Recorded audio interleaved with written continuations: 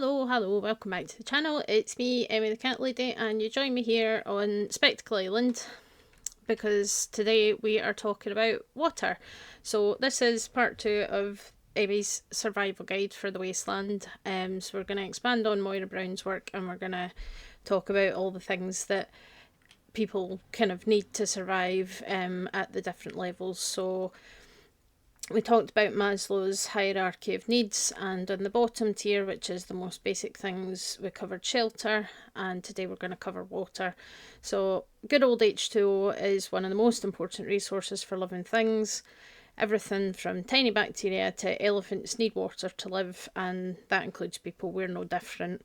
So water supplies do form an important part of a lot of Fallout stories. So the very first main quest in Fallout that ever existed was in Vault 13, where the water chip had broken down, so the Overseer sends a player character out to find a replacement so that all the people in the vault don't die from lack of water. So, very important thing, and a lot of Fallout 3's storyline also was centred around water, and your parents were basically trying to purify the water in the Potomac River so that everyone in the Wasteland would have access to clean and safe water. So it's something that's important, and pretty much all of the kind of main stories in Fallout do tend to focus around controlling important resources, that kind of a thing. So water covers 71% of the Earth's surface, and a lot of it isn't drinkable. You can technically, I think, can drink this, but in real life you don't really want to drink seawater. The reason for that is that it's very salty, and high salinity, which is the kind of scientific term for high salt levels, will cause vomiting, and it will also cause you to lose more water.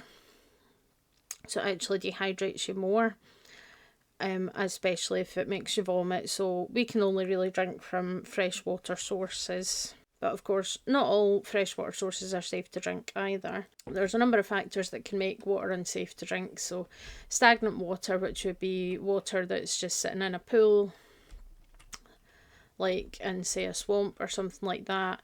That kind of water that's not flowing is going to contain a lot of nasty stuff. It's going to have, sort of bacteria, parasites, contamination, that kind of thing. So that's one thing, and sort of chemical contamination's an issue as well. And obviously in Fallout we're worried about radiation being a factor. So all these things kind of make a difference. So I'm going to show you a slide here where we can look at some of the kind of dangerous bacteria and parasites that can be found and contracted through contaminated water sources. So we've got E. coli. I'm not pronouncing the full name of that species because I can't pronounce it. I can spell it, but I can't pronounce it. But E. coli, which is a common sort of gastrointestinal infection that can make people seriously unwell, and Vibrio cholerae, which is what causes cholera, and historically that was a very common issue, especially in poor parts of cities before germ theory was discovered and things like that, and people would get cholera or they would get dysentery. And the problem is that the bacteria would be excreted by the person, it would get into the water sources and keep infecting new people, and the cycle would continue.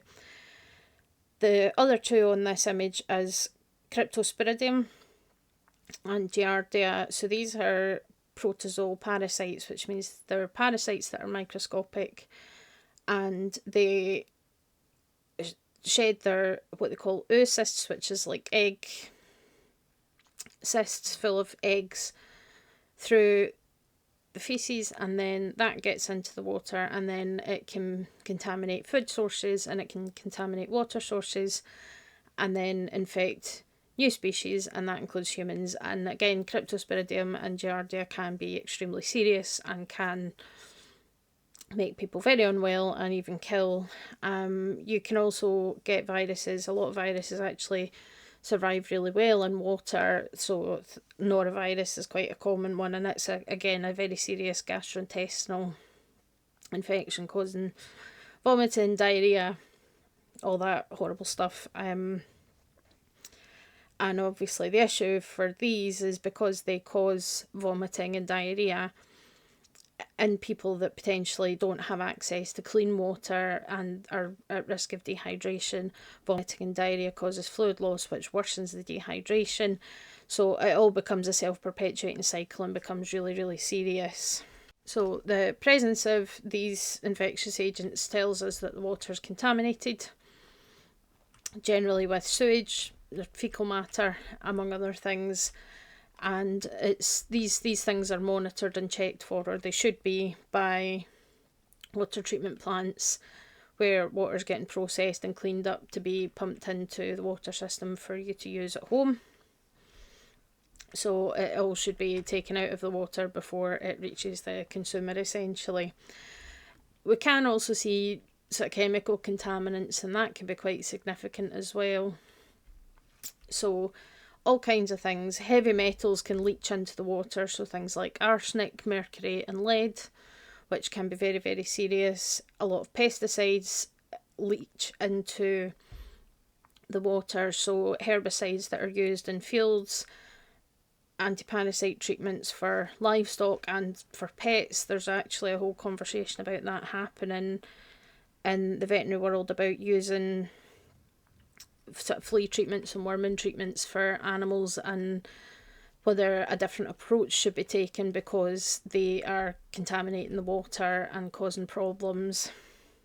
And other things like PFAs, which again are kind of a bit of a hot topic just now, is perfluorinated alkylated substances, and these are kind of persistent and can cause problems, and they can persist in the water. And even things like everyday cosmetics, cleaning products that we use, you know, most people will pour bleach or something to clean their toilets, that kind of a thing.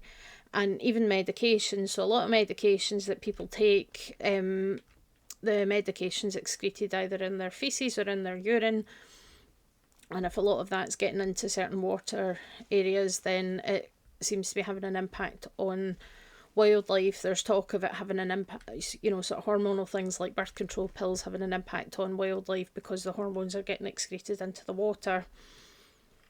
And even when the water's treated, it's not always fully eliminated. Sometimes some residues are still left behind. And a lot of this contamination is man-made, but some chemicals, especially kind of metals and things, it can happen naturally depending on where the water's coming from. So radiation is another big one, and obviously quite a topical one given that we're in fallout. So it's quite a common thing, and actually all water on Earth does have a small amount of radionuclides, which are chemically unstable elements that decay and give off radiation, the most common ones being radium and uranium.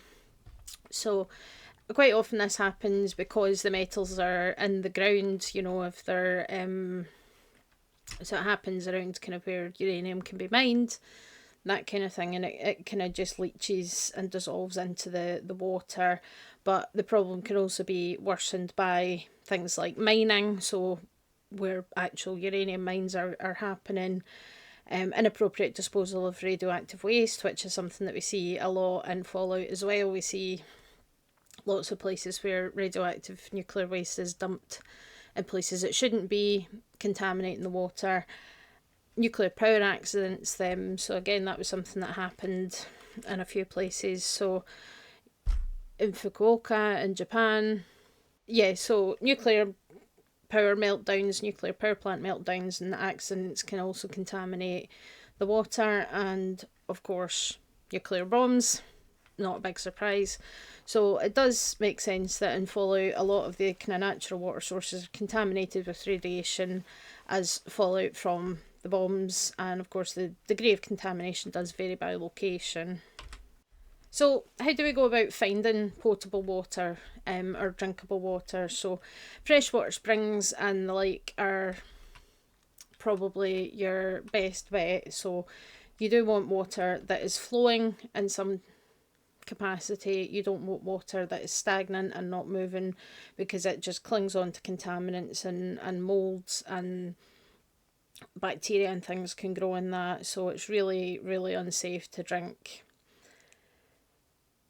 Large lakes are an option as well if they're clean enough, and they're kind of well cared for and not polluted excessively by, sort of runoff, something like that. So yeah, we've got some water here. So this would probably be like kind of stagnant water potentially, and it looks clean here, but that'd be the kind of thing you'd want to avoid in all essence. And the thing about it is that most of us in the developed world have access to clean water. It's piped into our homes, sold to us in plastic bottles, and generally quite accessible, although things can go wrong with these systems. And there was a recent incident in May last year where there was cryptosporidium got into the tap water, there was sewage that got into the tap water, and there was a problem with cryptosporidium.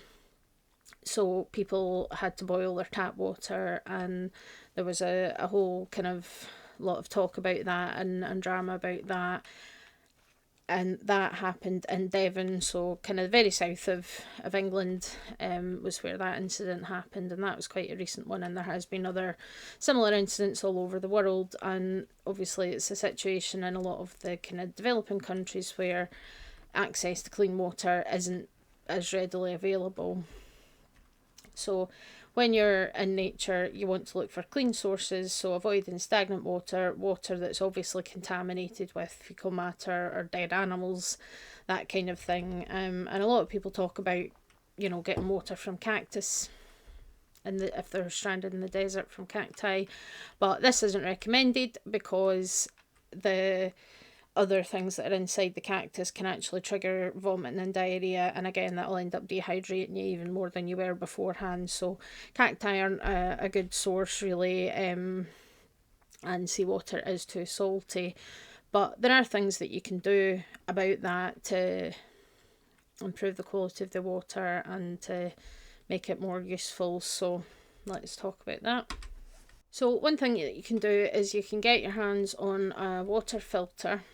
So there's a number of different options that are available, and all of them use something to kind of sift out any kind of chunks of material, any large kind of particles of matter, as well as using something like activated carbon, activated charcoal to remove impurities. Activated charcoal basically can adsorb, so it doesn't absorb but it adsorbs, which means it kind of grabs hold of contaminants and holds on to them to stop them from kind of flowing out with the water. That's one of the reasons that you can use activated charcoal in cases of ingested poisons, something that I did quite a lot as a vet with dogs that ate silly things, because it prevents the toxic agent from being absorbed. But be cautious with that if you're on any medication, especially something like birth control or something that is kind of life-saving. That charcoal will do the same for any medications that you're supposed to be on, so it's something to be used cautiously, but it is an option for decontamination of ingested poisons as well, and it's useful for purifying water. So a lot of kind of sand filters and things that you'll find have some kind of activated charcoal or activated carbon in them as well, and possibly some membranes with really tiny kind of holes so that only water can pass through and everything else gets filtered out. You can even buy portable water filters if you go camping or something like that. You can get really small ones now that you can just carry around with you, and that helps you make sure that you don't ever run out of water because you can purify it. And there are other things that can help, because these filters and things won't really filter out bacteria. They're not small enough to manage to do that. And some people do use them. You even get the jugs that have the water filters, and I have a friend, actually, I know somebody that's got a kettle, an electric kettle that has a water filter in it. But you might also want to do something to purify it to eliminate pathogens, so eliminating the bacteria and the parasites that we talked about as well. And the simplest way, so you can boil the water. So if we look here, purified water, you can do this in Fallout. So you can take 3 dirty waters, basically boil them at a cooking station and get yourself a purified water. So that's something that's been done. It's one of the oldest methods and one of the easiest methods, because heat kills pretty much all bacteria, viruses and parasites effectively, especially if you're boiling the water above its boiling point of 100 degrees Celsius or 212 Fahrenheit if you're in the US, because we can't really agree on these units, but 100 degrees Celsius is the boiling point of water. So at that temperature, there's not really much, the kind of bacteria that we'd be worried about anyway won't survive that. They're designed to cope at the normal kind of body temperature. So, but it is worth being aware that boiling doesn't work on chemical contaminants and areas that have hard water, which means water that's got a lot of calcium salts dissolved in it. You'll get the build-up of limescale, which you see in kettles. Another option is to distill the water, and this makes it even more pure. So you basically boil it and have the vapour go through a separate system to cool down so it becomes liquid again, and then you end up with pure water. And that's something, if you've got the equipment and the means to set something like that up, you can't even make seawater drinkable using that, because all the salt gets left behind. If you want a good example of a really interesting way of doing it, if you can find it, there's an episode of Mythbusters where Jamie and Adam basically stranded themselves on an island with a crate of duct tape and they had to survive. And Jamie comes up with a really, really interesting method using just duct tape and the clear plastic that the duct tape was wrapped in order to create a way of distilling water using the heat from the sun. Fascinating stuff. Really, really interesting. It's a great episode, and covers a lot of the things that we're talking about in this series. So if you've never seen it, if you can find it, I would recommend it. It's a good episode of the Mythbusters. So that's an interesting one. And then the other thing that you can do is you can add something to the water to disinfect it. So chlorine's a well-known one. You know, anyone that's got a swimming pool, chlorine's the most common additive to swimming pools to make it safe for swimming in, although the amount that's used in public swimming pools isn't enough to make it safe to drink, because chlorine levels too high can also be toxic to you. So for drinking water, so portable water purifiers, usually they use iodine, and bromine can also work. So these are all elements that are kind of sort of related to each other in the periodic table, and they all do the same kind of thing. Ozone's used as well, which is O3 gas. That can be effective, and even using ultraviolet light, which works really well to denature bacteria and viruses and DNA actually. So UV light can help sterilise the water as well. So in Fallout, there's quite a difference in the water sources that exist here. So when you start the original Fallout, and you have to go and find the water chip, so you end up eventually at Necropolis, which is what's left of Vault 12, and they're surviving with the water system of the vault. But if you repair their water pump, because they're all ghouls, they don't need purified water, because the radiation benefits them, then they'll let you take the water chip and you can go and save Vault 13. So having access to safe sources of water can be an extremely lucrative thing, and the water merchants of the hub take full advantage of this, which is what you'll come across in the main story of Fallout. So Fallout 3 similarly has a focus on water. The main story is all about you completing your parents' vision of creating a water purifier in the Jefferson Memorial and delivering safe water to the Wasteland by purifying the Potomac, essentially. So once your father dies, you end up taking on this task yourself, and the game basically ends when you turn on the purifier, whether or not you survive that process. And I'm not going to get into the issues about the story ending. That's a topic for another video, but the point still stands that you're providing purified water to the capital Wasteland by completing this. Unless, of course, you decide to go the evil route and use the modified FEV from President Eden.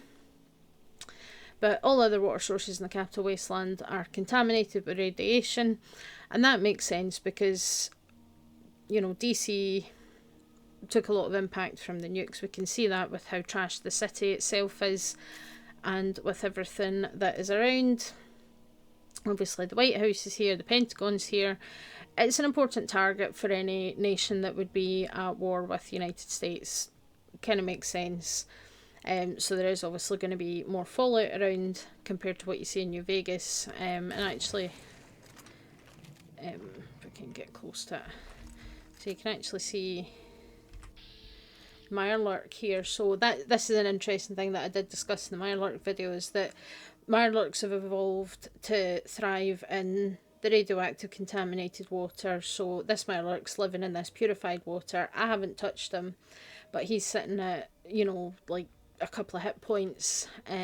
So it's a little effect that you see if you've got broken steel, so that you can play after the end of the game, after the water purifier's turned on, then the Mirelurks don't cope, and you find a lot of them dead, or you find them alive but with really low health, and it's because the water's too clean for them. So interesting little aside there, but that's something that's worth noting. I think I actually just caught sight of another one swimming about in the distance.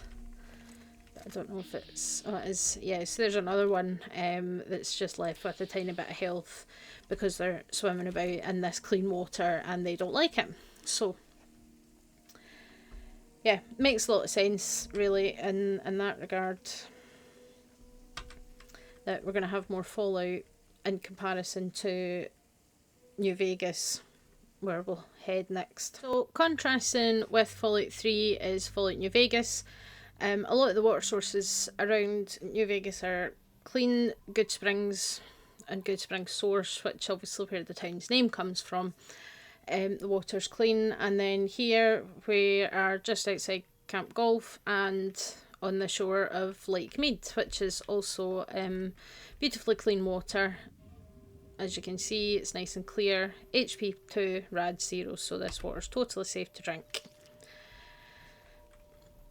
And there's a good reason for that, actually, because of the original owner of Camp Golf, which was an old golf resort and golf course owned by Mr. House. And he's the reason that there's a lot less radiation around in the Mojave compared to Fallout 3 and Fallout 4. Because he managed, while he didn't stop all the nukes like he wanted to because he didn't have the platinum chip, he was still able to prevent the majority of the nukes hitting the area, so there's literally just less fallout in the environment because less of the nukes actually hit compared to what happened in Fallout 3. So that means that, you know, there's been less radiation, so it means that a lot of your water sources are nice and clear. And you know, when you swim around here, you come down here when you do the Boomer's Quest to get the bomber. But you'll find fish swimming around and things, which is nice to see. So, you know, big difference compared to what you see in the capital Wasteland and even in Fallout 4.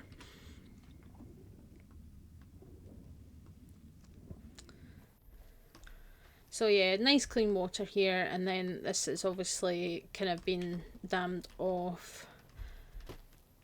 So I wanted to show you, because there is even a bit of a difference. I can get over this pipe.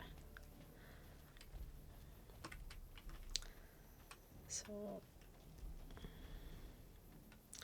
we come over here and you can see there's little kind of lake that's been created, which looks a wee bit murkier on the surface. It's quite shallow. So yeah, this is like Las Vegas, but again, it's still good. You know, there's healthy plants, the occasional golf buggy, and again, nice clean water. So, you know, water isn't really a big issue for the Mojave Wasteland like it is for the capital Wasteland. So, you know, and that's not really the point of the main quest in this game either. The point of this one is to control a different resource, which we will talk about down the line. But you can kind of see, the dam in the distance.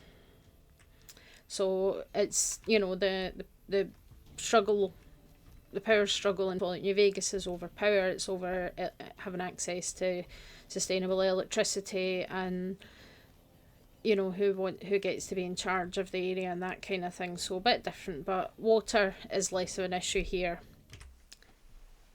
So back to Fallout 4, it obviously focuses a lot on settlement building and providing water as a part of that.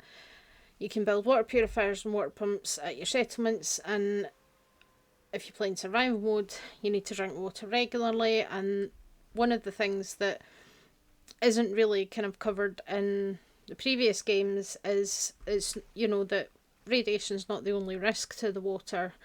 The other potential risk is infections and things, especially given that, millions of people died when the bombs fell and that kind of a thing. So when you play Fallout 4 in survival mode, you also have some issues where there we go, so we've now got a nice water purifier for this settlement here, working away. So when you play in survival mode, which is really a really good version of that kind of additional difficulty and challenge, because survival mode, unlike the hardcore mode in Fallout New Vegas, survival mode adds things that kind of make sense, that realistically in this kind of a world, disease and illness and things is going to be quite rampant, especially given that there's really not that many doctors about and that kind of a thing. And Fallout 4 survival mode does reflect that, because if you swim in the water, if you drink dirty water, eating raw meat and stuff as well, but if you're swimming in the water or you're drinking dirty water or even just being out while it's raining, that does actually increase your risk of disease, and especially if you happen to have taken RAD away, which lowers your immunity. That also puts you at risk of getting sick as well in Fallout 4 survival mode. That's one of the reasons that I think the survival mode is so good, because it gives a bit more realism to the game, but it also adds challenge without just making enemies tankier or make them do more damage to you. It adds a bit of a challenge because the illnesses do impact you in some way, like lethargy reduces your action point refresh, stuff like that, and then you have to try and find treatment, so you have to get to a doctor or you have to find antibiotics and that kind of thing. So I think that's a really interesting side of it. And water's essential for survival. It's understandable that some people choose to capitalise on it because that's the kind of world that we live in. Like the kid in Diamond City, although just don't ask him why there's a human skull in the water that he's selling to people. And it's debatable about whether people should have to pay to access safe drinking water. On one hand, it's a basic human need, it's a basic right that people should have the ability to drink safe, clean water, regardless of their situation. But to purify water, to keep it safe, to keep it clean, to manage sewage and that kind of a thing, all that stuff does cost money and requires upkeep and maintenance. So, there has to be, somebody has to kind of pay the cost of that in some fashion. But it's an important topic, and, after shelter, water is the next most important thing that you need to find. So it is a very, very important thing, and that's the reason that some of the plots of some of the Fallout games and stories revolves around having access to safe water and access to water at all. So very, very interesting thing. So needless to say, it's essential that we have access to water even after the world has ended. So what are your thoughts on this? I think it's quite an interesting kind of difference between, areas that were hit harder by the bombs, that there's more problems with the water being contaminated, while in Vegas, like Las Vegas, Good Springs, all that water is pretty safe and there's just less radiation around, which kind of makes sense within the story of that game and what happened and what Mr. House did when the bombs fell, all that kind of stuff. So I think it's really, really interesting, and I do think that the survival mode in Fallout 4 makes it really interesting as well, because you obviously the survival mode forces you to drink regularly, or you become sick, you become dehydrated and you suffer penalties for that. But if you drink from contaminated water, if you just drink straight out the sea or straight out the river, or if you're drinking dirty water or swimming in it, or being out in the rain like I am here, then that increases your chance of getting ill, which it ties in with realism. It adds a bit more realism, as well as giving a bit of an interest and new kind of challenge to add to that difficulty, which I think is really quite elegant and really good. So let me know what you think. Any thoughts, pop them in the comments, and if you want to see more, subscribe. Next week on this, on Thursday, we're going to talk about food, so that should be quite an interesting one, and I'll see you all then. Bye.